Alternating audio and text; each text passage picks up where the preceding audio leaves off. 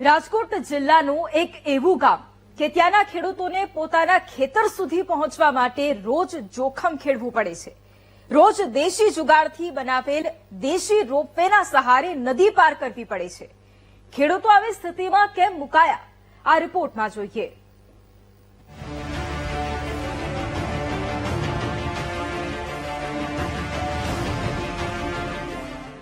આ દ્રશ્યો છે ઉપલેટા તાલુકાના મજેઠી ગામના। ગામની સીમમાંથી ભાદર નદી પસાર થાય છે।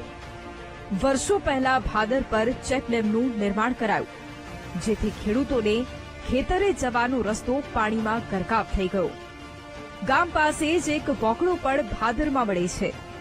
તેવામાં ખેડૂતોને સામા કાંઠે જવા માટે રોજ દેશી જુગાડથી બનાવેલી રોપવેનો સહારો લેવો પડે છે।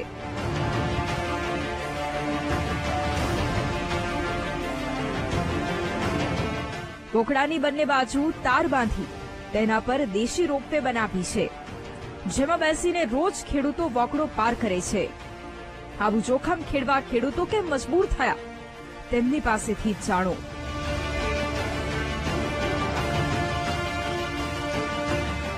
આગળ ભાદર ડેમ ઉપર ડેમ બાંધેલો છે। એ ડેમના પાણીનો ઠેલ આવતા અહીંયા 20 ફૂટ જેવું પાણી ભરાઈ જાય છે। એ ડેમના ભાઠાના પાણીના સ્તર ઊંચું આવે એટલે અહીંયા 20 ફૂટ રસ્તો ડૂબી જાય। આ ડેમ બાંધેલ નહોતો તો અહીંયા આવવા જવા માટે કઈ તકલીફ નહોતી।